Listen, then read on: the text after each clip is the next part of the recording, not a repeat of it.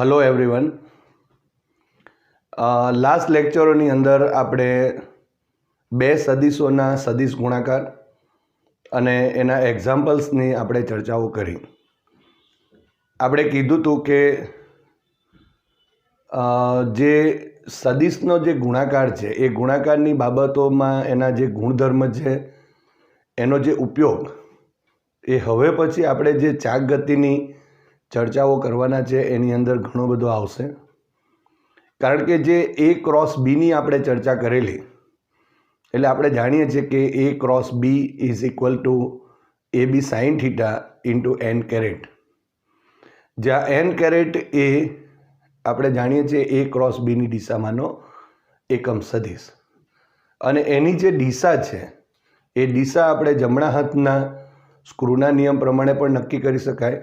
એટલે કે એથી બી જે છે, જો એથી બી એ અને બીથી બનતા સમતલને લંબ સ્ક્રૂ ગોઠવી દઈએ અને એથી બી તરફનું જો ભ્રમણ આપીએ અને સ્ક્રૂ જે દિશામાં ગતિ કરે, એટલે કે સમતલને લંબ જે ગતિ કરે એ દિશા આપણે એ ક્રોસ બીની આપણે ગણીએ છીએ. એ જ પ્રમાણે આપણે એના ગુણધર્મની પણ ચર્ચા કરેલી. આપણે જમણા હાથના જે અંગૂઠાનો નિયમ છે એને પણ આપણે જાણીએ છીએ, તે પ્રમાણે એમાં વાપરી શકાય છે. તો આ બધી જ વસ્તુ ખૂબ જ અગત્યની છે. હવે પછીના જે ટૉપિકો છે એની અંદર એનો આપણે ઉપયોગ ઘણો કરવાનો છે. આજે આપણે ફરી એકવાર ચાક ગતિની ચર્ચા કરીએ છીએ. એટલે ચાક ગતિની આપણને તો પહેલાં વ્યાખ્યા આવડવી જોઈએ, અને એ જે વ્યાખ્યા છે એના ઉપરથી જ આપણે સૌપ્રથમ કાઇનેમેટિક્સની વાતો કરીએ, એટલે કે રોટેશનલ કાઇનેમેટિક્સ, અને ત્યારબાદ આપણે રોટેશનલ ડાયનેમિક્સની પણ આ ચેપ્ટરમાં ચર્ચાઓ કરીશું. સૌપ્રથમ ચાક ગતિ એટલે શું, તો આપણે આગળ ચર્ચા કરેલી જ છે. જ્યારે આપણે દ્રઢ પદાર્થ છે એ દ્રઢ પદાર્થનો જે દરેક કણ જ્યારે વર્તુળાકાર ગતિ કરતો હોય અને એ દરેક વર્તુળાકાર માર્ગો જે છે એના કેન્દ્રો કોઈ એક નિશ્ચિત રેખા ઉપર કેન્દ્રિત હોય, તો એવી ધરી, એવું ભ્રમણાક્ષ, એવું પરિભ્રમણ અક્ષને અનુલક્ષીને થતી જે ગતિ એને આપણે ચાક ગતિ કહીએ છીએ. તો આ આપણા પાસે દ્રઢ પદાર્થને અનુલક્ષીને આપણે ચાક ગતિની ચર્ચાઓ કરેલી. અને કાઇનેમેટિક્સનો મતલબ તો આપણે જાણીએ જ છીએ કે જ્યારે આ જે ગતિ થાય છે, રોટેશનલ ચાક ગતિ જે થાય છે, એ ચાક ગતિ માટે આપણે કોઈ પણ જવાબદાર કારણો છે, ગુણધર્મ છે, એની ચર્ચા જ્યારે નથી કરતા અને માત્ર ગતિની જ વાતો કરીએ છીએ, ત્યારે આપણે એને કાઇનેમેટિક્સ કહીએ છીએ. આપણે જ્યારે રેખીય ગતિ ભણ્યા, એ એક પરિમાણમાં હોઈ શકે, સમતલ એટલે કે દ્વિપરિમાણ અથવા તો ત્રિપરિમાણમાં પણ હોઈ શકે, પણ એની અંદર આવતી જે ભૌતિક રાશિઓ છે એ ભૌતિક રાશિની વાત કરીએ અને કાઇનેમેટિક્સની વાત કરીએ તો એમાં માત્ર ગતિની જ ચર્ચા હતી. પણ જ્યારે તમે ડાયનેમિક્સ ભણો છો ત્યારે સાથે સાથે તમે બળની વાતો કરશો, એના માટે જવાબદાર જે બીજા કારણો છે એની ચર્ચા કરશો. એટલે આ રીતે આપણે કાઇનેમેટિક્સ અને ડાયનેમિક્સને છૂટું પાડી શકાય. જ્યારે રેખીય ગતિ ભણેલા આપણે, ત્યારે આપણે જાણીએ છીએ કે પહેલું સ્થાનાંતર ભણીએ છીએ, ત્યાર પછી વેગ ભણીએ છીએ, ત્યાર પછી પ્રવેગ, ત્યાર પછી બળ, પછી ઉર્જાના પોઈન્ટો આવશે, પાવરના પોઈન્ટો આવશે. તો એ જ રીતે આપણે અહીં જે ચાક ગતિ છે એની અંદર પણ ચર્ચા કરીશું. તો સૌપ્રથમ આપણે અહીં જે કોણીય સ્થાન એટલે શું, કોણીય સ્થાનાંતર એટલે શું, કોણીય વેગ એટલે શું, એની આપણે ચર્ચા કરીએ.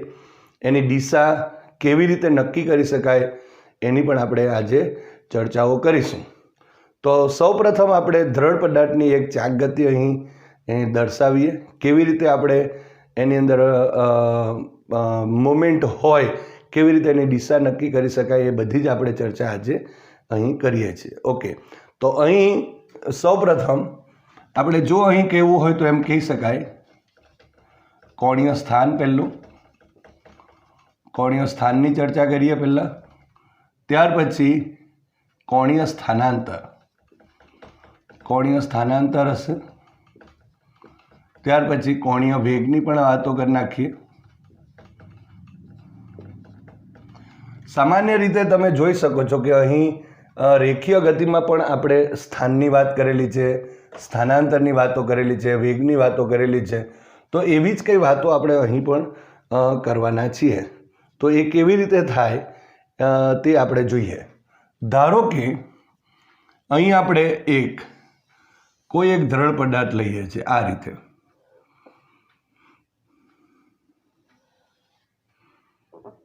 કોઈ એક આ દ્રઢ પદાર્થ છે અને આ જે દ્રઢ પદાર્થ છે એને આપણે કાર્ટેશિયન યામાક્સ પદ્ધતિની અંદર પહેલાં તો બતાવી દઈએ. તો ધારો કે અહીં જો આપણે કહેવું હોય તો એમ કહી શકાય, કાર્ટેશિયન યામાક્સ પદ્ધતિ પ્રમાણે જો બતાવીએ તો આ જે દ્રઢ પદાર્થ ધારો કે આ અક્ષને અનુલક્ષીને ચાક ગતિ કરે છે.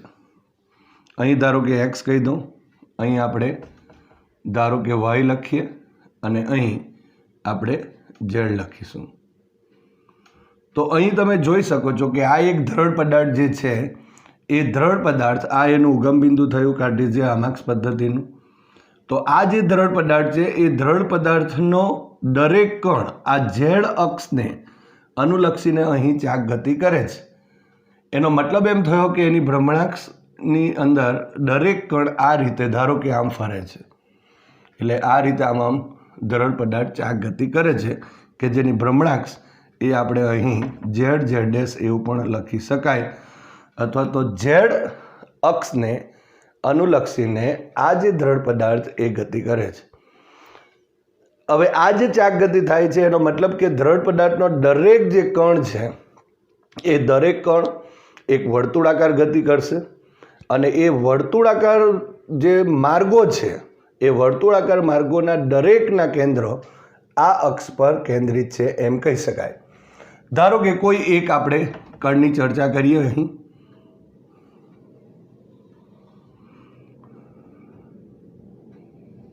આ રીતે જે વર્તુળાકાર માર્ગ છે તે હું અહીં દર્શાવું છું.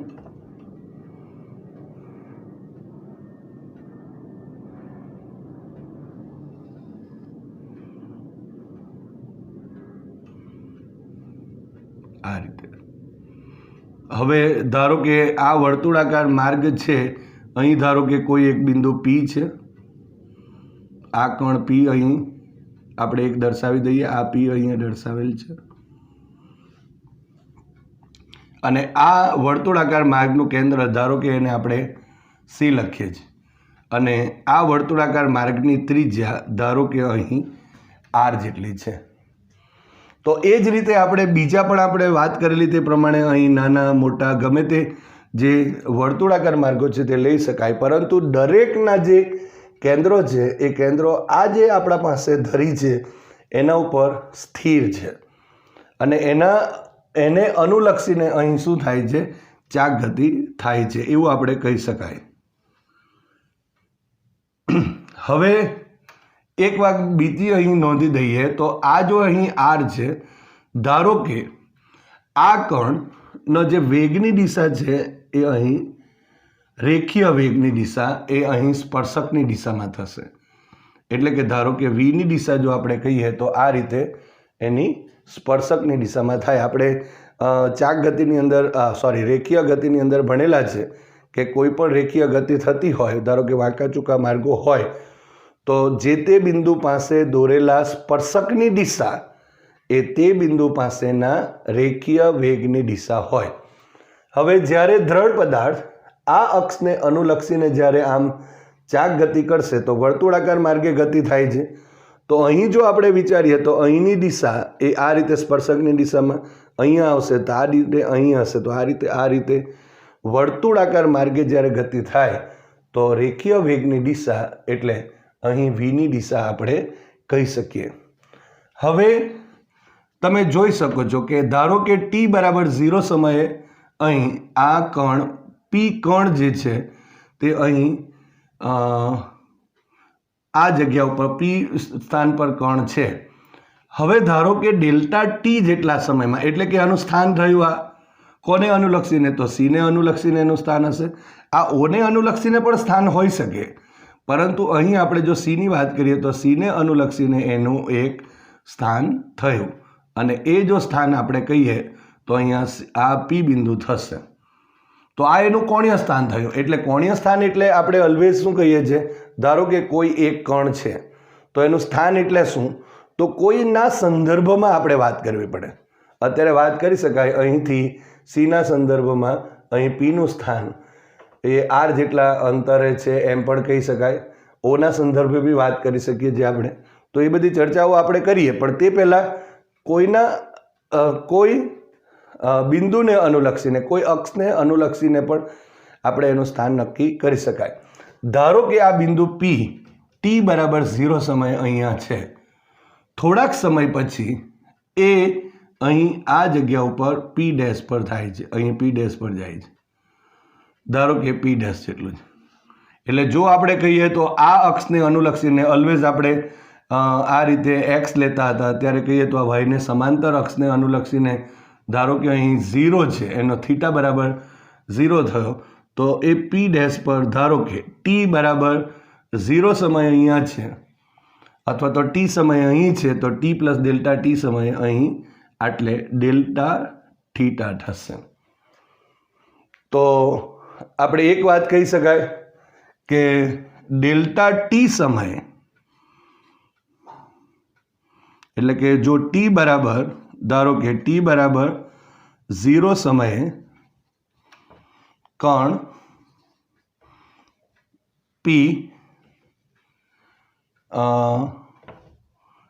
પી પર છે અને ડેલ્ટા ટી સમય પછી એ બિંદુ કણ પી ડેશ પર આવે છે. એટલે કે અહીં જે વર્તુળાકાર ગતિ થાય છે, એટલે શરૂઆતમાં એ ટી બરાબર 0 સમય અહીં છે અને ડેલ્ટા ટી જેટલા સમય પછી, એટલે થોડા સમય પછી એ અહીં પી ડેશ પર આવે છે. એટલે અહીં જો આપણે કહેવું હોય તો એમ કહી શકાય, માટે કણનું કોણીય સ્થાનાંતર બરાબર ડેલ્ટા ટી જેટલું થશે. કોણીય સ્થાનાંતર કેટલું થયું? Delta theta. એટલે જો આપણે કહેવું હોય તો એમ કહી શકાય કે કણનું કોણીય સ્થાનાંતર ડેલ્ટા થીટા જેટલું થશે. આપણે સ્થાનાંતરની વ્યાખ્યા આપતા હતા ત્યારે સ્થાનાંતર એટલે શું? સમયની સાપેક્ષ આપણે એક સ્થાન પરથી કણ જ્યારે બીજા સ્થાન ઉપર જાય ત્યારે સ્થાનમાં થતા ફેરફારને આપણે સ્થાનાંતર કહેતા હતા. અહીંયા પણ એવું થયું. પહેલાં એ પી કણ ટી બરાબર 0 સમયે કણ અહીં ક્યાં હતો? તો પી પર હતો, પી પર છે અને ડેલ્ટા ટી સમય પછી એ પી ડેશ પર જાય છે. તો એનો મતલબ કે કણનું કોણીય સ્થાનાંતર એટલે સ્થાનમાં થતો અહીં ફેરફાર. તો એમ કહી શકાય કે ડેલ્ટા ટી સમયમાં કોણીય જે સ્થાનમાં થતો ફેરફાર અથવા તો કોણીય સ્થાનાંતર જે છે તે ડેલ્ટા થીટા થયું. માટે જો અહીં લખવું હોય તો લખી શકીએ આપણે, માટે કણનો સરેરાશ કોણીય વેગ, એને આપણે ઓમેગા વડે દર્શાવીએ છીએ. અને આ રીતે જો લખીએ, સરેરાશ માટેની નિશાની લખીએ તો લેસ ધેન અને ગ્રેટર ધેનની વચ્ચે પણ લખી શકાય. એના ઉપર આપણે 12 લખીએ તો પણ આપણે એને લખી શકાય, પણ અહીં આપણે ઓમેગા લેસ અને ગ્રેટરની વચ્ચે લખીએ એટલે સરેરાશ કહેવાશે. ઇઝ ઇક્વલ ટુ અહીં delta theta divided by delta t થશે. કારણ કે કોણીય વેગ છે અને વેગ આવે એટલે આપણે જાણીએ છીએ કે કોણીય સ્થાનાંતર ભાગ્યા સમયગાળો થયો. તો અહીં આપણે લખી શકીએ કોણીય સ્થાનાંતર અને ભાગ્યા સમયગાળો થશે. તો આ રીતે આપણે અહીં જે કણનો સરેરાશ કોણીય જે વેગ છે એની આપણે ચર્ચા કરી શકાય. પરંતુ જો આપણે જે તે સમયે કોણીય વેગ કેટલો છે તો એ જો શોધવું હોય તો આપણે જાણીએ છીએ કે અહીં આપણે જે તે, કારણ કે અહીંથી આનો ડિફરન્સ આવશે પણ આ જે તે બિંદુ પાસે અને પી અને પી ડેશની વચ્ચે તો ઘણા બધા બિંદુઓ આવી જશે, પરંતુ જો આપણે જે તે સમયનો એટલે કે તત્કાલીન હોય અથવા તાત્ક્ષણિક જો આપણે વેગ શોધવો હોય, કોણીય વેગ શોધવો હોય, તો એના માટે શું કરવું પડે? તો આપણે જાણીએ છીએ કે જો delta t is tends to જો 0 હોય તો અહીં આપણે લખી શકાય કણનો તત્કાલીન અથવા તો કોણીય વેગ, એને તત્કાલીન પણ કહી શકાય, એને તાત્ક્ષણિક પણ કહી શકીએ છીએ આપણે, અથવા તો ટી સમયે આપણે લખી દઈએ પહેલાં. તો અહીં આપણે લિમિટમાં લેવું પડશે, limit delta t tends to 0 અને અહીં ઓમેગા લખી દઉં છું. આ ડબલ્યુ નથી, આ ઓમેગા છે. So is equal to limit delta t tends to 0 અને delta theta divided by delta t જેટલું થશે. તો હવે જો આપણે આ જો લખીએ માટે એને ટી સમયે કણનો કોણીય વેગ, તો ઓમેગા ઇઝ ઇક્વલ ટુ આપણે આના માટે ડી થીટા બાય ડીટી લખી શકાય. તો આ રીતે આપણે અહીં કોણીય સ્થાનાંતર, કોણીય સ્થાન, કોણીય સ્થાનાંતર અને કોણીય વેગની ચર્ચા કરી શકાય. હવે અહીં તમે જોઈ શકો છો કે જે ડી થીટા બાય ડીટી જે મળે છે, થીટા એટલે જો રેડિયન માપક્રમ આપણે વિચારીએ તો રેડિયન અને ડીટી એટલે સમયના સંદર્ભમાં વાતો કરીએ તો અહીં આપણા પાસે સેકન્ડ આવશે. સો ઓમેગાનો જે એકમ છે એ રેડિયન પર સેકન્ડ જેટલો થશે. અને બીજી એક વાત, જો એકમના સંદર્ભમાં કહીએ તો અહીં એકમ જો કહીએ તો એકમ તો રેડિયન પર સેકન્ડ થશે, અને પારિમાણિક સૂત્ર જો કહીએ તો રેડિયન માટે તો 000 થશે અને સેકન્ડ માટે સમય માટે તો T1 આપણે નીચે લખીએ તો આપણી પાસે જે પારિમાણિક સૂત્ર મળશે એ m0, L0 અને T⁻⁻1 થશે. તો આ રીતે આપણે અહીં જે કોણીય વેગ છે, કોણીય સ્થાનાંતર છે અને કોણીય સ્થાન છે એની આપણે ચર્ચા કરી શકાય. પરંતુ આપણે જાણીએ છીએ કે કોણીય વેગ એક જો કહેવું હોય તો કહી શકાય સદિશ રાશિ છે, અને એ સદિશ રાશિ છે માટે એની એક ચોક્કસ દિશા આપણે નક્કી કરી શકાય. તો એની દિશા જે છે એ દિશા કેવી રીતે નક્કી કરી શકાય એની પણ આપણે અત્યારે ચર્ચા કરીએ છીએ. તો આ રીતે આપણે અહીં જે દ્રઢ પદાર્થ, જે અમુક ભ્રમણાક્ષને અનુલક્ષીને એક ચોક્કસ આપણે અત્યારે જો કહીએ તો ઝેડ અક્ષને અનુલક્ષીને જે ચાક ગતિ કરે છે, એ ચાક ગતિ કરતા દરેક જે આ જે કણ છે, આ કણ છે એનો જે કોણીય વેગ એ omega is equal to D theta by DT થશે, અને એનો જો સરેરાશ કહીએ તો તે ડેલ્ટા થીટા બાય ડીટી જેટલો કોણીય વેગ થશે. તો આ રીતે આપણે અહીં મેળવી શકાય. આપણે રેખીય ગતિમાં જે પ્રકારની ચર્ચાઓ કરીએ છીએ ને એ જ પ્રકારની ચર્ચાઓ અત્યારે ચાક ગતિમાં આવશે, પણ માત્ર ને માત્ર એક સંદર્ભ અહીં જો આપણે કહીએ તો એ ચાક ગતિનો હશે, અને એના જે સિમ્બોલ છે એ સિમ્બોલ પણ અહીં બદલાઈ જશે. એટલે હવે આપણે એની દિશાની પણ ચર્ચાઓ કરીએ, અને સાથે સાથે જે એની સાથે સંકળાયેલી બીજી જે બાબતો છે, ધારો કે અહીં આપણને કોણીય વેગ મળે છે તો કોણીય ઝડપ બી કેવી રીતે મેળવી શકાય, કોણીય ઝડપ અને કોણીય વેગ, કોણીય ઝડપ અને રેખીય ઝડપ વચ્ચેનો સંબંધ શું છે તેની પણ ચર્ચા કરીએ. તો એ આપણે આના પછી આપણે થિયરીમાં જોઈ લઈએ. હવે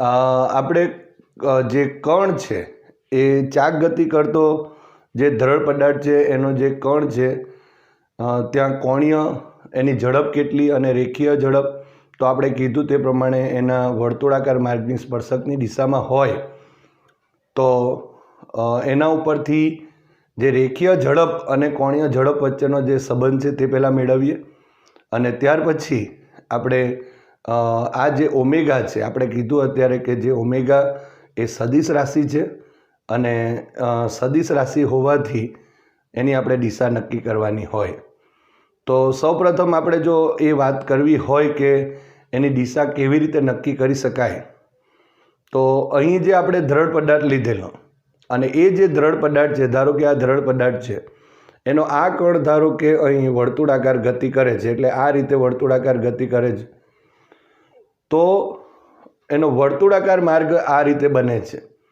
તો ધારો કે અહીં આપણે જો આકૃતિ જો દોરીએ ફરી પાછું એક આકૃતિ વડે સમજીએ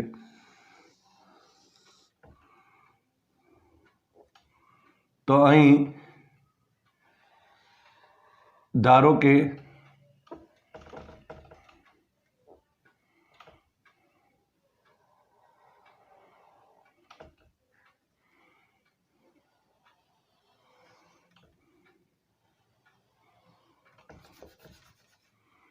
આ અક્ષને અહીં આપણે સી લખ્યું હતું અહીં વર્તુળાકાર માર્ગે ગતિ કરે છે અહીં પી બિંદુ હતું આ રીતે આપણે દર્શાવેલું હતું અહીં પી અને અહીં જો આપણે દર્શાવીએ તો એની દિશા આ રીતે વીની દિશા થશે અને અહીંયાથી અહીંયા આપણે આ બિંદુને આપણે પી ડેશ લખ્યું હતું અહીં ડેલ્ટા થીટા આપણે લખેલું અને આ જે દિશા છે એ ઝેડ અક્ષની દિશા એને અનુલક્ષીને ધારો કે આ જે દ્રઢ પદાર્થ છે તે ચાક ગતિ કરે છે આપણે આ પી બિંદુનું જે વર્તુળાકાર માર્ગ છે તેની જ આપણે અહીં આકૃતિ દોરેલી છે સૌપ્રથમ આપણે કોણીય ઝડપની પણ ચર્ચા કરી શકાય હવે તમે જોઈ શકો છો કે આ જે પી કણ છે એ પી કણે કાપેલું રેખીય અંતર કેટલું હવે આ જે અંતર છે તે આટલું થશે એટલે ચાપ પીપી ડેશ થશે આપણે એમ કહી શકાય તો અહીં ડેલ્ટા થીટા અને અહીં ચાપ છે અને ત્રિજ્યા આપણે કેટલી લીધી હતી આર જેટલી આ વર્તુળાકાર માર્ગની ત્રિજ્યા લીધી હતી તો આ જે આર જે આપણને મળે છે એ આર એટલે સીપી થશે આ ચાપ પીપી ડેશ થશે અને ડેલ્ટા થીટા આપણે ખૂણાની વ્યાખ્યા જો આપીએ તો ખૂણો બરાબર આપણે જાણીએ છીએ ખૂણો બરાબર ચાપ ભાગ્યા ત્રિજ્યા તો અહીં હું લખું તો આ રીતે માટે delta theta is equal to અહીં શું લખાશે ચાપ પી પી ડેશ અને ડિવાઇડેડ બાય અહીં ત્રિજ્યા એટલે શું થવાનું સ્મોલ આર થશે માટે અહીં ચાપ PP dash is equal to r into delta theta થયું હવે રેખીય ઝડપ અને કોણીય ઝડપ વચ્ચેનો જો સંબંધ મેળવવો હોય તો તમે જોઈ શકો છો અહીં કે આનું જો આપણે જાણીએ છીએ કે જે કોણીય સ્થાનાંતર થયું તે ડેલ્ટા થીટા જેટલું છે અને તે કેટલા સમયમાં હતું તો ડેલ્ટા ટી સમયમાં હતું માટે જો અહીં આપણે લખીએ કે ચાપ પીપી ડેશ ભાગ્યા delta t is equal to r into delta theta divided by delta t કહેવાશે જે આપણા પાસે કોણીય વેગ મળે છે એ કોણીય વેગનું જે મૂલ્ય હોય એને આપણે કોણીય ઝડપ કહી શકીએ છીએ જે રીતે આપણે રેખીય ગતિમાં જો તાત્ક્ષણિક વેગ આપણા પાસે વી હોય બરાબર પણ વેગનું મૂલ્ય જે હોય તેને આપણે ઝડપ કહીએ છીએ તો એ જ રીતે અહીં પણ આપણે કહી શકાય કે ડેલ્ટા આ રેખીય અંતર થશે ભાગ્યા સમયગાળો થશે અને અહીં જો આપણે કહીએ તો કોણીય સ્થાનાંતર ભાગ્યા સમયગાળો છે તો અહીં જો આપણે લખવું હોય તો આપણે વી લખી શકાશે અને ઇઝ ઇક્વલ ટુ અહીં આર અને આના બરાબર આપણે ઓમેગા લખી શકાય તો તમે જોઈ શકો છો કે અહીં આ રેખીય ઝડપ અને જે કોણીય ઝડપ કારણ કે ઓમેગા જે છે એ તો શું કહેવાશે એનું મૂલ્ય કહેવાશે તો એની દિશા પણ આપણે અત્યારે નક્કી કરીએ છીએ કેવી રીતે નક્કી થાય તેની પણ હું વાત કરું છું પરંતુ અત્યારે જે સંબંધ છે એ V is equal to R omega થયો અને હવે એનો સદિશ સંબંધ કેવો છે એની જો ચર્ચા કરવી હોય આપણે એ તો જાણીએ છીએ કે અહીં આરની જે દિશા છે તે આ દિશામાં છે, વીની દિશા તો સ્પર્શકની દિશામાં છે. પરંતુ જો આપણે અહીં આ રીતે સ્પર્શકની દિશામાં છે, જો અહીં આપણે ઓમેગાની દિશા નક્કી કરવી હોય તો આપણે કેવી રીતે નક્કી કરી શકાય? તો અહીં તમે બરાબર ધ્યાનથી સાંભળજો. આપણે જે દ્રઢ પદાર્થની ચાક ગતિ દર્શાવેલી છે એમાં આપણે જે દ્રઢ પદાર્થ ઝેડ અક્ષને અનુલક્ષીને જે ચાક ગતિ કરે છે, તો અહીં વર્તુળાકાર માર્ગમાં જે કણ એ જે દિશામાં, અત્યારે ધારો કે આ એન્ટી ક્લોકવાઇઝ આપણે આ રીતે ગતિ કરે છે, તો જમણા હાથના સ્ક્રૂના નિયમ વડે આપણે ઓમેગાની દિશા નક્કી કરી શકાય. એટલે ધારો કે અત્યારે આપણા પાસે આ સમતલ છે અને આ સમતલને લંબ આપણે સ્ક્રૂ ગોઠવી દઈએ અને સ્ક્રૂ ગોઠવી દઈ અહીં ભ્રમણાક્ષને અનુલક્ષીને દ્રઢ પદાર્થ જે દિશામાં ભ્રમણ કરે છે, અત્યારે જો આપણે કહીએ તો એન્ટી ક્લોકવાઇઝ આ પી કણ ગતિ કરતું છે, તો એ દિશામાં ભ્રમણ કરે તો સ્ક્રૂને એ દિશામાં જો આપણે ફેરવીએ, સમતલને લંબ રાખી, તો સ્ક્રૂ જે દિશામાં જાય તે દિશા એ ઓમેગાની દિશા કહેવાય. હવે આ જે કણ છે એની જો ઓમેગાની દિશા નક્કી કરવી હોય તો કઈ થશે? તો આપણે અહીં સ્ક્રૂ ગોઠવી દીધું, સમતલને લંબ સ્ક્રૂ ગોઠવી અને આમ જો ફેરવીએ તો એ ઉપરની તરફ આમ જશે. એટલે આ જે કણ છે એ કણ પી પાસે અહીં ઓમેગાની દિશા એ આ રીતે ઓમેગાની દિશા થશે. અને એની એ આપણે જો કહીએ તો આ રીતે લંબ રહેશે. પણ તમે જુઓ કે ઓમેગાની દિશા એ આ જે ભ્રમણાક્ષ છે એ ભ્રમણાક્ષને સમાંતર છે, પણ આ જે વર્તુળાકાર માર્ગ છે એના સમતલને શું કહેવાશે? લંબ હશે. એ આપણે જોઈ શકીએ છીએ. એટલે અહીં આપણા પાસે વીની દિશા, ઓમેગાની દિશા અને આરની દિશા ત્રણે ત્રણ પરસ્પર કેવા થવાના? લંબ થશે. તો આ રીતે આપણે અહીં ઓમેગાની દિશા નક્કી કરી શકાય. અહીં દરેક કણ માટે, ધારો કે આ દ્રઢ પદાર્થનો પી કણ છે, કોઈ અહીં હોત, અહીં હોત, અહીં હોત, તો ઓમેગાની દિશા એ રીતે આપણે એના સમતલને લંબ અને આ જ રીતે જો કેવું હોય તો કહી શકાય એ આ જે ભ્રમણાક્ષ છે એ ભ્રમણાક્ષને સમાંતર હશે. હવે આ દિશા તો આપણે નક્કી કરી દીધી, પરંતુ અહીં જે રીતે મૂલ્ય v આપણને આર ઓમેગા મળે છે, જ્યાં આર શું બતાવે છે? આ જે વર્તુળાકાર માર્ગ છે એની ત્રિજ્યા બતાવે છે, એટલે કે અહીં સી થી પીનું અંતર બતાવે છે, અને ઓમેગા એટલે કોણીય ઝડપ. આ એનો કયો સંબંધ છે? રેખીય ઝડપ અને અહીં કોણીય ઝડપ વચ્ચેનો સંબંધ થયો. હવે એનો જો સદિશ સંબંધ મેળવવો હોય તો આપણે શું કરવું જોઈએ? તો સૌપ્રથમ આપણે જો અહીં ધારો કે આપણે અત્યારે આકૃતિ કાઢી છે, યામાક્સની વાત કરી, તો એની અંદર પણ આપણે અહીં ધારો કે આ ઓ બિંદુ હતું, એનું ઉગમ બિંદુ, એને અનુલક્ષીને ધારો કે આ જ આકૃતિની અંદર આપણે જો બતાવવું હોય તો દર્શાવી શકાય અહીં આ રીતે. એનો સ્થાન સદિશ આપણે વિચારીએ તો આર સ્થાન સદિશ છે, પરંતુ આ આર સ્થાન સદિશના બે ઘટકો થશે. એક તો આ દિશામાંનો ઘટક થયો, અત્યારે આપણે આના માટે આર લીધેલું હતું આના માટે, પણ આ જ આકૃતિનો ઉપયોગ કરીને અહીં આપણે ફરીથી બીજી આકૃતિ પણ દોરી શકીએ, અથવા તો આ જ આકૃતિનો ઉપયોગ કરીએ તો તમે જોઈ શકો છો કે આરનો આ કયો ઘટક થશે? અક્ષને લંબ ઘટક. એટલે હું અત્યારે હવે આ સંબંધ માટે ધારો કે ધારી લઈએ કે આ આકૃતિનો ઉપયોગ કરું છું અને અહીં આર સ્થાન સદિશ ના બે ઘટકો બનશે. એક તો આર પરપેન્ડિક્યુલર બતાવી શકાય અહીં, અને બીજું એક આર પેરેલલ, જેમાં આ રીતે બે ઘટક આપણે દર્શાવી શકીએ. અહીં ફરી એક વાત કહી દઉં કે આ રીતે અહીં બે ઘટકો પણ બતાવી શકાય, અથવા તો આપણે એક જુદી આકૃતિ પણ અહીં દર્શાવી શકીએ. ઓકે, આપણે અહીં જે મેળવેલ છે તેના પ્રમાણે જ વાતો કરીએ, થોડો બદલાવ કરેલ છે. હવે આના માટે આ બીજી આકૃતિ આપણે દોરેલ છે કે જ્યાં આર અહીં, અથવા તો આર ડેશ બી લઈ શકાય. અહીં આર જે છે આર જે છે તેના બે ઘટકો થયા, એક આ અક્ષને લંબ માટે આર પરપેન્ડિક્યુલર કીધું આ રીતે, અને બીજું આર પેરેલલ જે અહીં ઓસી જેટલું થાય. તો આ રીતે આપણે આકૃતિમાં થોડો ફેરફાર કરીએ અને અહીં કોણીય વેગ એટલે સદિશ સાથે અને રેખીય વેગ વચ્ચેનો જે સંબંધ છે એ આપણે મેળવીએ. તો આ રીતે પણ આકૃતિ આપણે બતાવી શકીએ. ફરી એકવાર આકૃતિ આપણે દોરી દઈએ એટલે સરળતા રહેશે. પણ જ્યારે આપણે આરનો ઉપયોગ અહીં સીપી માટે કરેલો ત્યારે આપણે આર લીધું છે. હવે આપણે પરપેન્ડિક્યુલરનો પણ ઉપયોગ કરી શકાય. ચાલો આપણે આકૃતિ એક બદલી જ દઈએ. આ રીતે ફરીથી એકવાર આકૃતિ બતાવી શકાય.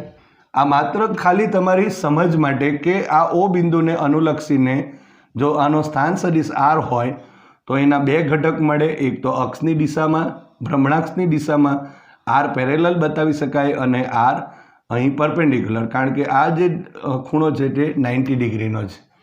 તો એ જ વાત અહીં આપણે ફરી પાછા કરી દઈએ. ધારો કે અહીં ઓ બિંદુ છે એવું બતાવી દઈએ. અહીંયા સેન્ટર આપણે સી લખી દઈએ છીએ. અહીં આપણે પી બિંદુ છે. હવે અહીંનો જે સ્થાન સદિશ છે જે આકૃતિમાં આપણે હવે બતાવવાના છે, જેને આપણે સ્થાન સદિશ આર કહીશું. એટલે એના બે ઘટકો થયા. એક ઘટક આ દિશામાં છે, પહેલાં તો ઝેડ અક્ષ લખી દઉં. આ દિશામાં એન્ટી ક્લોકવાઇઝ ફરે છે એટલે કણની ગતિની દિશા આ છે. અને અહીં આને આપણે આર પેરેલલ અને અહીં આર પરપેન્ડિક્યુલર લખી શકાશે. હવે આ જગ્યા ઉપર વીની દિશા આ પ્રકારની હશે, વીની દિશા આમ હશે, અને ઓમેગાની દિશા આપણે જે રીતે અહીં દર્શાવી હતી આ રીતે ઓમેગાની દિશા આવશે. અહીં પી બિંદુ આપણે લીધું છે અને આરની જે દિશા છે એ આ રીતે આમ જશે. આ પી બિંદુ થયું, ઓમેગાની દિશા થઈ અને આ 90 ડિગ્રી, અને આ પણ 90 ડિગ્રીનું જ થવાનું છે. આ આરની દિશા કહેવાશે, આરની દિશા અને ઓમેગાની દિશા. તો આ રીતે એક બીજી આકૃતિ એટલા માટે દોરી છે કે જેથી તમને ખબર પડે. અહીં પણ આપણે એટલા માટે દર્શાવેલ છે કે કયા ઘટકો પરપેન્ડિક્યુલર કહેવાય અને કયા પેરેલલ. એટલે જ્યારે આપણે સીને અનુલક્ષીને પીનું સ્થાન લીધું ત્યારે આપણે સ્મોલ આર શરૂઆતમાં આ મેળવવા માટે લીધું હતું. હવે ધારો કે ઓ અક્ષને ઓ બિંદુને અનુલક્ષીને સ્થાન સદિશ આર લઈએ તો ત્યારે આપણે આર નથી લખતા, પણ આરનો પરપેન્ડિક્યુલર ઘટક લખી શકાય. અને આ જે ઘટક છે તે આરનો પેરેલલ ઘટક. પેરેલલ એટલે કોને થશે? જે આપણા પાસે ભ્રમણાક્ષ છે એને પેરેલલ કહેવાય અને ભ્રમણાક્ષને લંબ કહેવાશે. તો તમે જોઈ શકો છો અહીં કે ઓમેગા અને વી એ પણ પરપેન્ડિક્યુલર છે અને આર પરપેન્ડિક્યુલર એ પણ અહીં છે. હવે એક ઘટક બીજો બી છે. અહીં જો આપણે કહીએ તો આરના તો બે ઘટક થયા. તો આરના જો બે ઘટક હોય તો એ બંને ઘટકો કામ કરે છે કે પછી નથી કરતા, એની પણ આપણે ચર્ચા કરવી પડશે. તો સૌપ્રથમ આપણે જો લઈએ અહીંયા કે આ જો આપણા પાસે અદિશ સંબંધ છે, એટલે કે આપણા પાસે રેખીય ઝડપ અને કોણીય ઝડપ વચ્ચેનો સંબંધ છે, તો એનો સદિશ સંબંધ કયો? એટલે સદિશ સંબંધ કેવી રીતે મેળવી શકાય એની ચર્ચા આપણે કરી રહ્યા છીએ. ધારો કે અહીં લખું છું ઓમેગા ક્રોસ આપણે આર લખીશું. તો તમે જોઈ શકો છો ઇઝ ઇક્વલ ટુ મારે લખવું હોય તો ઓમેગા અને ક્રોસ, અહીં આ સદિશ છે એટલે ઓપી લખવું પડશે સદિશ. સો અહીં ઓમેગા ક્રોસ કૌંસમાં જો આપણે ઓપી સદિશ એટલે કે આ સદિશના માથા ઉપર બીજો સદિશ છે, પહેલાંનું પૂછ છેલ્લાનું શીર્ષ, માટે અહીંયા ઓસી વત્તા સીપી થશે.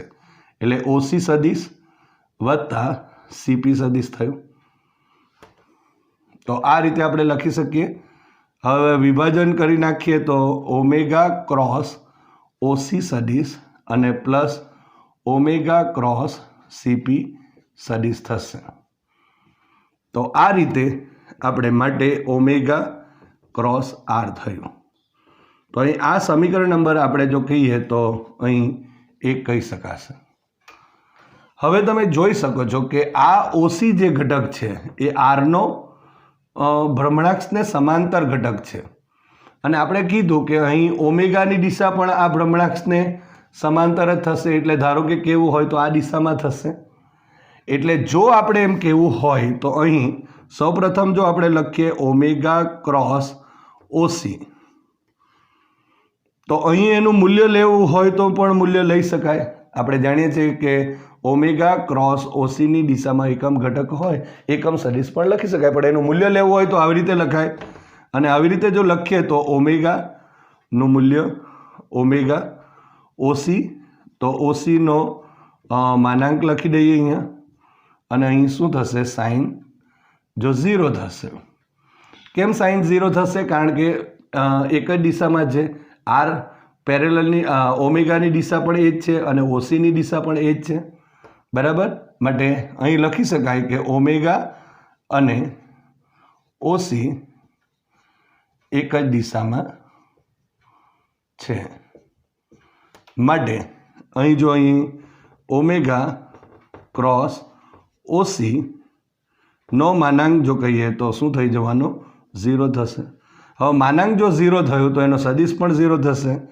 માટે omega cross OC is equal to 0 થશે માટે સમીકરણ 1 પરથી જો આપણે વાતો કરીએ તો સમીકરણ 1 પરથી શું રહી જશે હવે તો omega cross r is equal to હવે બાકી શું રહેશે આ તો 0 થઈ ગયો માટે ઓમેગા ક્રોસ સીપી થયું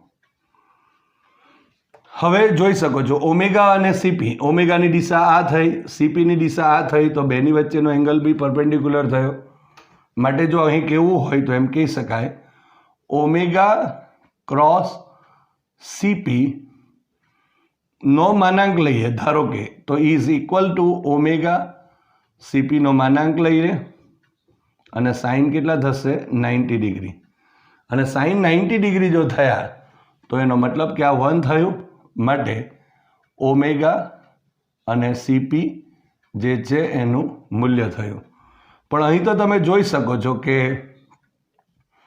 ઓમેગા અને આ સીપી એટલે કેટલા થવાના તો આર પરપેન્ડિક્યુલર એટલે ઓમેગા ઇન્ટુ આર પરપેન્ડિક્યુલર થશે તમે જોઈ શકો છો કે અહીં આ જે ઘટક છે એ અહીં ઓમેગા ક્રોસ આરમાં ભાગ લેતો નથી પરંતુ અહીં જે મૂલ્ય મળે છે એ મૂલ્યના સંદર્ભમાં વાત કરીએ કે જે મૂલ્ય ઓમેગા અને આર પરપેન્ડિક્યુલર કહેવાય જે આપણે અહીં મેળવેલું છે કે વી ઇઝ ઇક્વલ ટુ અહીં આર ઓમેગા જેટલું એ જ વાત અહીં પણ આવે છે તો આના બરાબર આપણે શું લખી શકાય વી લખી શકાશે તો વીની દિશા આપણે હવે દિશા નક્કી કરવી પડશે કારણ કે ઓમેગા ક્રોસ આરની દિશા એટલે ઓમેગા ક્રોસ સીપીની દિશા એ પણ આપણે નક્કી કરવું પડશે તો એ કેવી રીતે નક્કી થાય તો જો આપણે અહીં જે વાત આપણે આગળ કરેલી છે તે જ કહું છું અહીં આપણે આર પરપેન્ડિક્યુલર પણ લખી શકાય છે એટલા માટે આપણે અહીં આર પરપેન્ડિક્યુલર ઇન્ટુ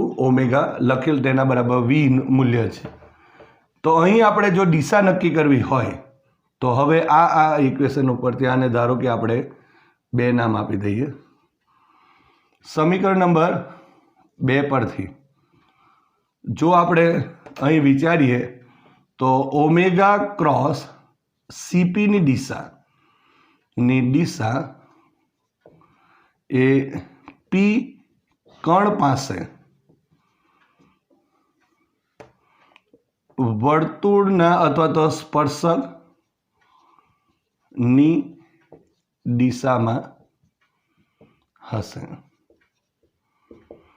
વર્તુળના સ્પર્શકની દિશામાં હશે કણ પાસે સ્પર્શકની દિશામાં હશે તમે જોઈ શકો છો અત્યારે આપણે સ્ક્રૂના નિયમનો ઉપયોગ કરીએ તો આ આર પરપેન્ડિક્યુલરની દિશા થઈ આ તરફ અને ઓમેગાની દિશા જો આ તરફ હશે તો એનો મતલબ આમ થયો કે આરની દિશા આમ છે અને ઓમેગાની દિશા આ થઈ તો આરની દિશા આમ છે ઓમેગાની દિશા આમ છે તો ઓમેગા જો આપણા પાસે ઓમેગા છે એટલે ઓમેગા ઉપર છે આર નીચે છે તો ઓમેગાથી આર તરફ જો આપણે ક્રોસ પ્રોડક્ટ છે સીપી એટલે આ દિશામાં છે એટલે જો આપણે આ રીતે જો ભ્રમણ આપીએ તો અંગૂઠાની દિશા એટલે આમ થશે, અંદરના ભાગમાં થશે જે સ્પર્શકની દિશામાં છે, જે આપણે અહીં લખેલ છે, અને સ્પર્શકની દિશામાં વીની દિશા છે.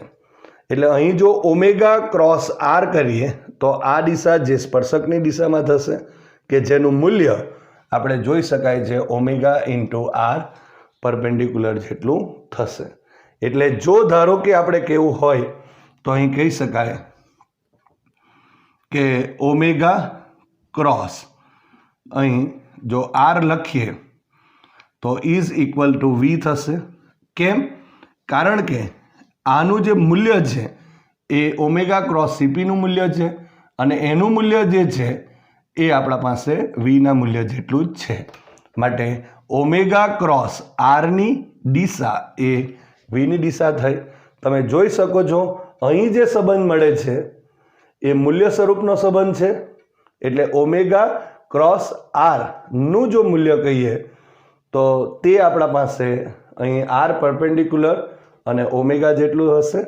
અને એની દિશાની વાત કરીએ તો આ રીતે વીની દિશા બતાવી શકાય. માટે વીની આ રેખીય વેગ અને કોણીય વેગ વચ્ચેનો સંબંધ કહેવાશે.